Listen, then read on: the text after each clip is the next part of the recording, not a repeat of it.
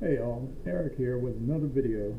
Just saw the news and they were reporting Secretary Pete Hegseth and President Trump's visit to Fort Bragg, formerly known as Fort Liberty and formerly known as Fort Bragg. There's news after Trump made the announcement, and it's on my phone. Um, I will find it online and give you, let me see here. It's too bright. Let me see. Let me just turn this off. Maybe you can see. No, still can't see it because the monitor is still bright. Anyway, it's news on my phone. Yeah, so you can see me better. There we go. See the flag. Happy Pride. Wear my KCMO Pride t-shirt, tank top I bought the last time that I marched in the Pride parade there in Kansas City. They just had their festival last weekend. So happy Pride in Kansas City. So let's dive in. From the Hill, the title is The Pentagon to Restore Names of 7 More Army Bases That Honored Confederate Generals. This was set up in the last hour.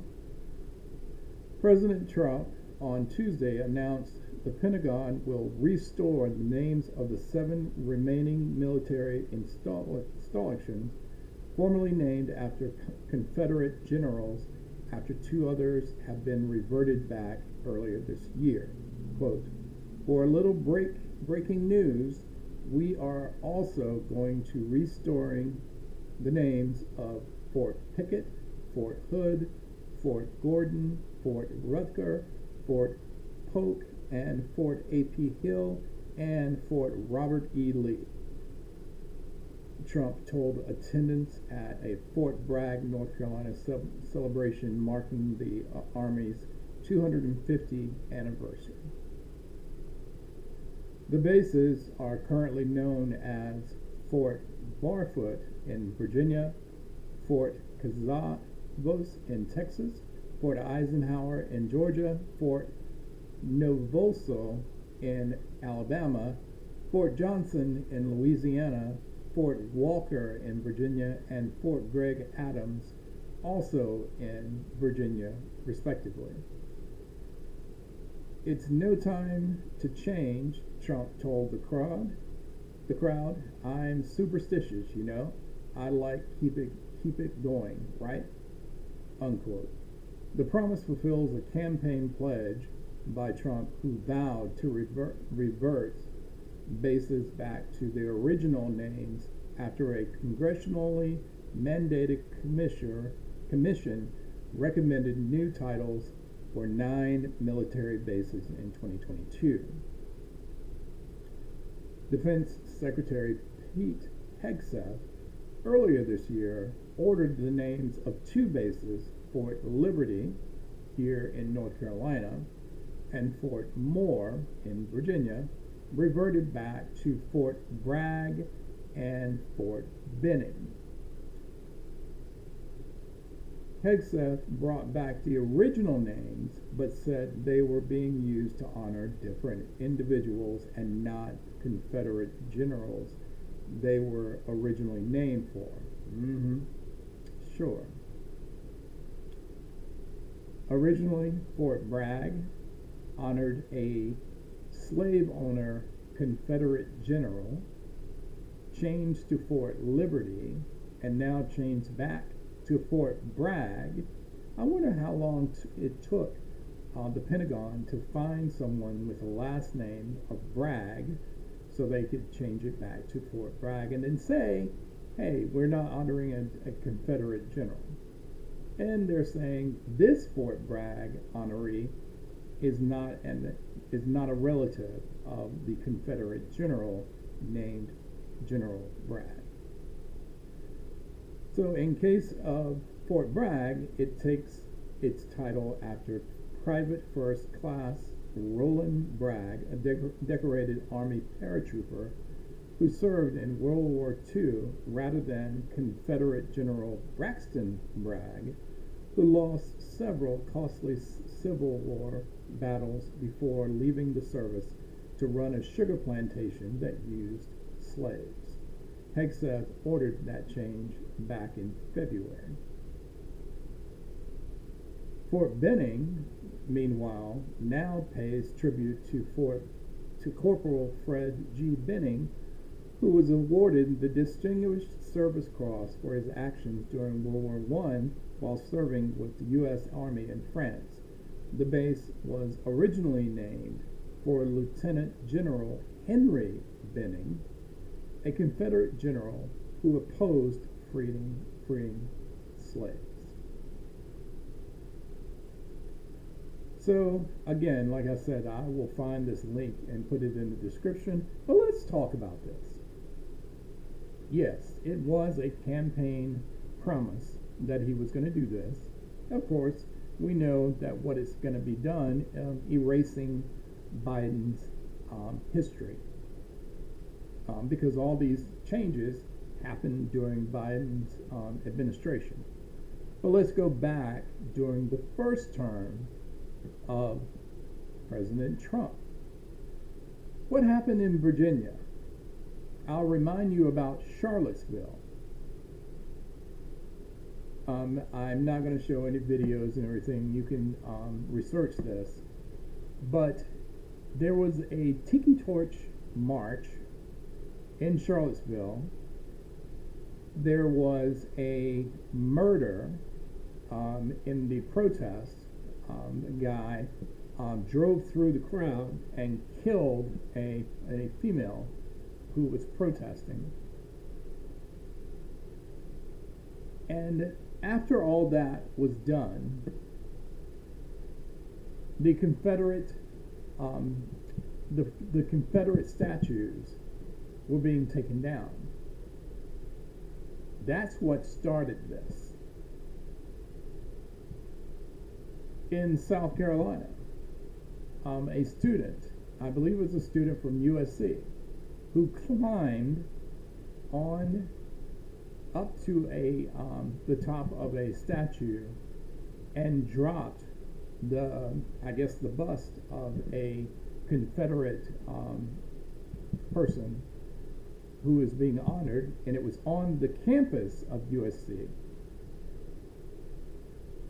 And he was arrested, but then USC decided to not redo it. They moved it from campus and put it into, I think, a history museum or something like that. See, this is the thing. These are the receipts about the president being a bigot. Now he's exploiting, y'all know what I'm trying to say. He's exploiting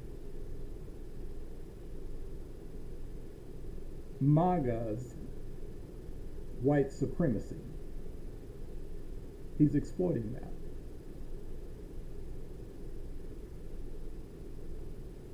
I mean, you can't say he's not. You can't. Because he is. You can't say anything about Pete Hegseth because he is. He is. All of them. ABC News correspondent Terry Moran has been fired from ABC News because a social media, I don't know if it was Instagram or TikTok or something, but he interviewed Stephen Miller and called him a hater.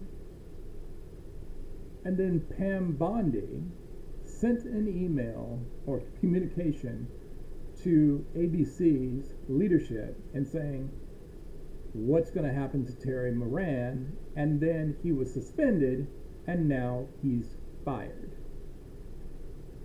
If these receipts don't let you know that regardless of whether you see him with a crown or not, that he's trying to make himself being shown as an authoritarian leader. And who is an authoritarian leader right now? Putin, Kim Un-jung, North Korea, and the president of El Salvador.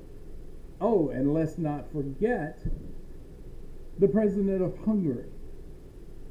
All of these people that he thinks are great leaders are authoritarians.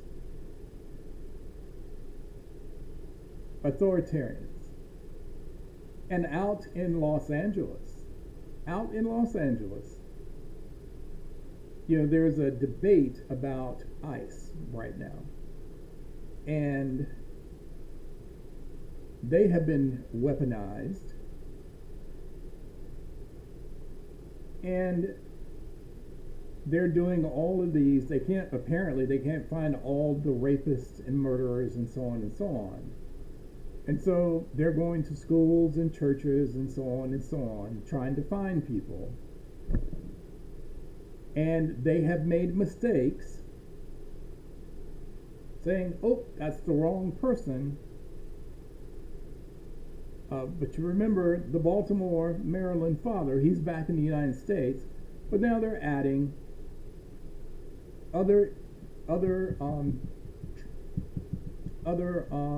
sorry, I got something on my mind. I'm trying to get rid of that, but I just didn't want to get past this. But they're adding different charges, saying that he was bringing people through the southern border illegally into the United States for the last 2 years. Yes. That's why they brought him back. And then on top of that, Donald Trump, President Trump, has said migrants will now be sent to Guantanamo Bay in Cuba. I mean, a couple of weeks ago, I thought Guantanamo Bay was closed, but apparently not. So that's where we are right now. And this coming Saturday is No King's Day. There will be a parade in Washington, D.C. under the guise of the 250th birthday of the Army. I have no issues with the Army. In fact, I honor our military. My father served in the Vietnam War. He was in the Army. I have no issues with the Army. But the guise of the military parade, and who else does military parades? Putin, Kim Jong-un, all of them.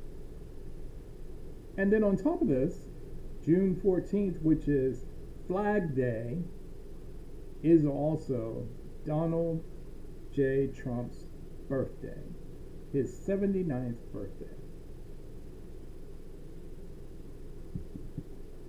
Now this parade, and this will wind up the video, this parade is costing our taxes, our tax money. The range right now is between $50 to $130 million. Yes, to spend on a parade for his birthday.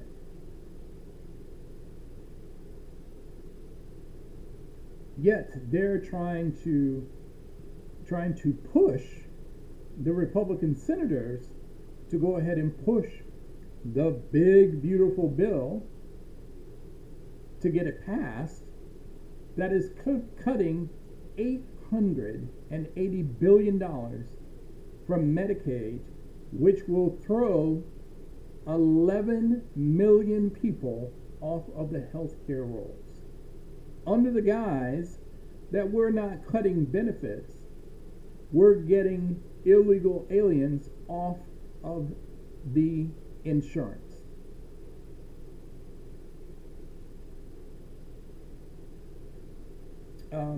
No. They have to pay for the extension of the 2017 tax cuts, where all that money goes to the 1%, including half of his cabinet members.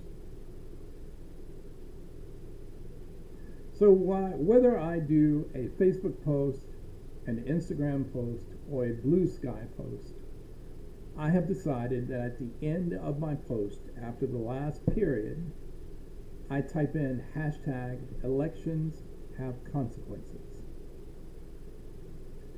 And so I'm going to do this on all my videos now, particularly the political one, the political content ones.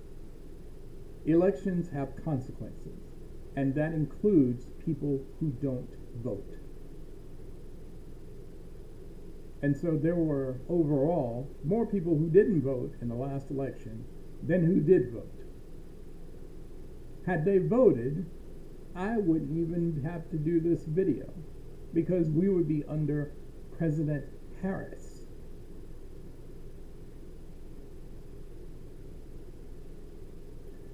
But those people who voted for Trump and those people who decided not to vote believe the lies about Kamala Harris.